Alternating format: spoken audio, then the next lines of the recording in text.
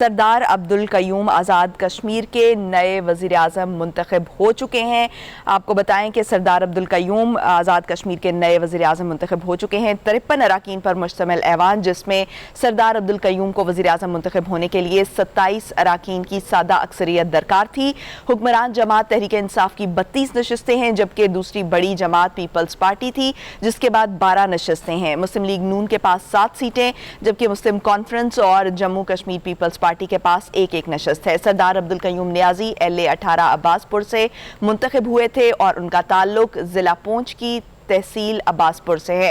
पहले वजीर खुराक भी रह चुके हैं। 2006 में मुस्लिम कॉन्फ्रेंस के प्लेटफॉर्म से कामयाब हुए अब्दुल कयूम नियाजी 2 साल पहले मुस्लिम कॉन्फ्रेंस छोड़कर PTI में शामिल हुए। वजीर आजम इमरान खान ने आज़ाद जम्मू कश्मीर के वजीर आजम के ओहदे के लिए 5 उम्मीदवारों के इंटरव्यूज लिए थे, जिनमें सरदार तनवीर इलियास, बैरिस्टर सुल्तान महमूद, ख्वाजा फारूक, अजहर सादिक और अब्दुल कयूम नियाजी शामिल थे। वफाकी वजीर इत्तलात फवाद चौधरी कहते हैं कि तवील मुशावरत और तजावीज़ के जायजे के बाद इमरान खान ने अब्दुल कयूम नियाजी को वज़ीर आज़म आज़ाद कश्मीर के ओहदे के लिए नामजद किया। आपको बताएं कि सरदार अब्दुल कयूम आज़ाद कश्मीर के नए वज़ीर आज़म मुंतखब हो चुके हैं। मुतहदा अपोजिशन की जानिब से चौधरी लतीफ़ अकबर उम्मीदवार थे। 53 अराकीन पर मुश्तमिल ऐवान, जिसमें सरदार अब्दुल कयूम को वज़ीर आज़म मुंतखब होने के लिए 27 अराकीन की सादा अक्सरियत दरकार थी और हुक्मरान जमात तहरीक इंसाफ की 32 नशस्तें हैं। दूसरी बड़ी जमात पीपल्स पार्टी है, जिसके पास 12 नशस्तें हैं, जबकि मुस्लिम लीग नून के पास 7 सीटें हैं। मुस्लिम कॉन्फ्रेंस और जम्मू कश्मीर पीपल्स पार्टी के पास एक एक नशस्त है। और आपको ये बताते चलें कि सरदार अब्दुल कयूम नियाजी इस वक्त आज़ाद कश्मीर के वज़ीर आज़म मुंतखब हो चुके हैं। LA-18 अब्बासपुर से ये मुंतखब हुए थे और इनका ताल्लुक ज़िला पुंछ की तहसील अब्बासपुर से है। पहले वज़ीर खुराक भी रह चुके हैं।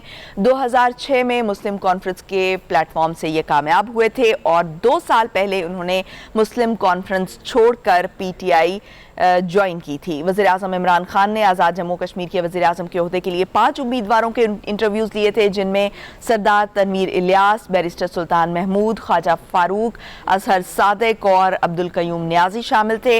वफाकी वज़ीर इत्तलात फवाद चौधरी ने यह भी कहा कि तवील मुशावरत और तजावीज़ के जायजे के बाद इमरान खान ने अब्दुल कयूम नियाजी को वज़ीर आज़म आज़ाद कश्मीर के ओहदे के लिए नामजद किया है। आपको बताएं कि सरदार अब्दुल कयूम आज़ाद कश्मीर के नए वज़ीर आज़म मुंतखब हो चुके हैं।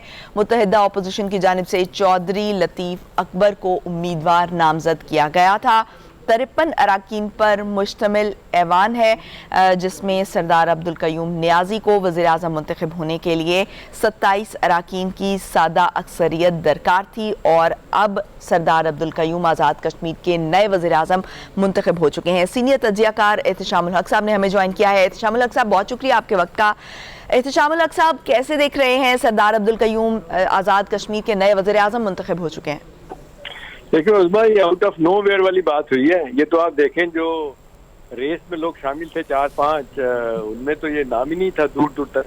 जी। फिर 3 नामों में जब आ रहा था, बैरिस्टर महमूद का नाम आ रहा था, उसके बाद फिर वो तनवीर इलियास साहब का नाम आ रहा था। तनवीर इलियास साहब थे और फिर उनमें ख्वाजा फारूक साहब का ज्यादा प्रोमिनेंटली नाम आ रहा था कि वो हो जाएंगे।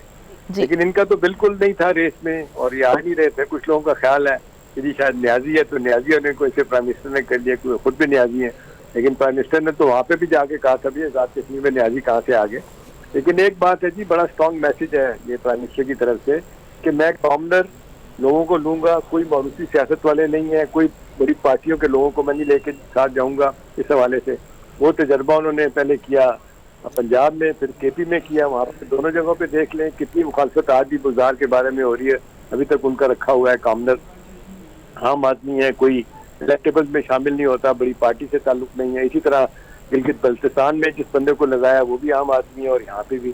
तो ये एक मैसेज देने वाली बात है कि जी इससे सोच के जो 2-3 बड़ी पार्टी है उन्हीं के लोग घूम फिर के लाया जाता है, उनको बिठाया जाता है। इनसे हट के लोगों को इनकरेज किया जाए और लोगों को सामने लाया जाए, ताकि पता चले कि भी पार्लिमानी जमहूरियत में आम आदमी भी आ सकता है। जी लेकिन एहतशामुल हक साहब, ये आम आदमी तो नहीं है, ये मुस्लिम कॉन्फ्रेंस में वजीर खुराक आम आदमी से मेरी मुराद है कि जिस तरह कहा जा रहा था कि जी बड़ी बड़ी पार्टी जिस तरह स्टालवर्ड्स बड़े बड़े हैं इसमें, कि जी पार्टियों के अब एक बंदा प्राइम मिनिस्टर भी पैरा रहा, बैरिस्टर महमूद देखें, फिर पीटीआई के वो उनको आपने देखा आज़ाद कश्मीर का उन्होंने हेड भी बनाया। उस लिहाज से देखा जाए तो प्रोमिनेंस उनकी उज़मा इतनी बनती नहीं है। ठीक है, मुस्लिम कॉन्फ्रेंस में रहे हैं, उनके वजीर भी रहे हैं, लेकिन दयानतदारी की बात है, आप बहुत सारे लोगों को, मुझे आप पूछें तो मैं भी शायद उनको इतना नहीं जानता, क्योंकि एक अरसे से वो जिसको कहना चाहिए लाइमलाइट पे नहीं थे। यहाँ पे जब प्राइम मिनिस्टर ने 3 लोगों का इंटरव्यू किया, मेरा अपना हंच है कि 3 इंटरव्यू करने के बाद उनको ख्याल आया होगा कि बाकी लोगों को मैं भी देखूं, और सुना जा रहा है कि कुछ फिर और लोगों को पूछा गया, बात की गई, तो उन्हें ये लगा कि कुल्लुम न्याजी साहब ये बेहतर हो सकते हैं, नए लोगों को इनकरेज करना चाहिए। और फिर ये कि प्राइम मिनिस्टर ने उसमें एक और बड़ा स्ट्रॉन्ग मैसेज दिया कि देखिए जी वोट बैंक मेरा है, ये ना समझे कि जी कोई आप यहाँ आके अपनी बात बनवा सकते हैं, सब जगहों पे मैं यहाँ अपनी बात बनवाऊंगा, यहाँ पे भी अपनी बात बनवाऊंगा।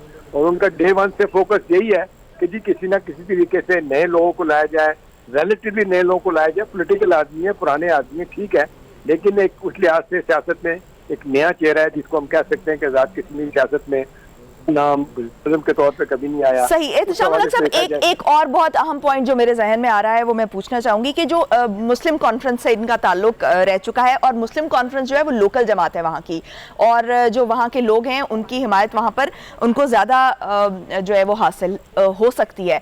तो ये कहीं ना कहीं ये पॉइंट वज़ीर आज़म के जहन में था कि वो एक बेहतरीन उम्मीदवार हो सकते हैं।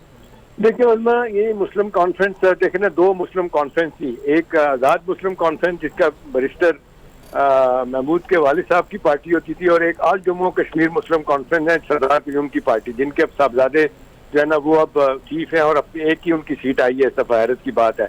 और उस लिहाज से देखा जाए तो एक बड़ा लंबा अरसा ये आल जम्मू कश्मीर मुस्लिम कॉन्फ्रेंस सरदार कयूम की पार्टी ने मादूल किया, 2-3 मरतबा तो लगातार वो जीत के आते रहे। लेकिन एक अरसे से हम देख रहे हैं कि शायद जब से पीपल्स पार्टी गई है, PMLN गई है, वहाँ पे उन्होंने जाके अपनी जमात का स्ट्रक्चर नए सिरे बनाया, और PTI भी वहाँ चली गई है, तो ज़ाहिर है उस हवाले से अब उनकी वो बात नहीं रही।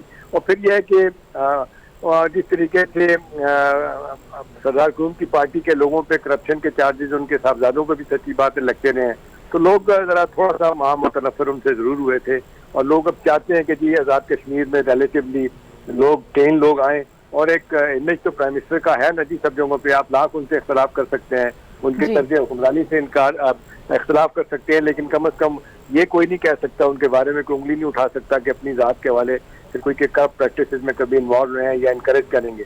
उनको तो जहाँ भी पता चलता है वो फौरन बंदे को वहाँ से साफ करवाते हैं। सुल्तान महमूद के बारे में कहा जाता रहा है, जब उनकी मीटिंग हुई थी कि जी उन्होंने बहुत से बायस से लोग हैं, क्योंकि उनकी कॉन्स्टिट्यूंसी के बहुत से लोग तकड़े क्योंकि मीरपुर से हैं, लंदन वगैरह में है, उनके जरिए जो इन्फ्लुएंशियल लोग हैं पार्टी के अंदर उनको कलवाया गया।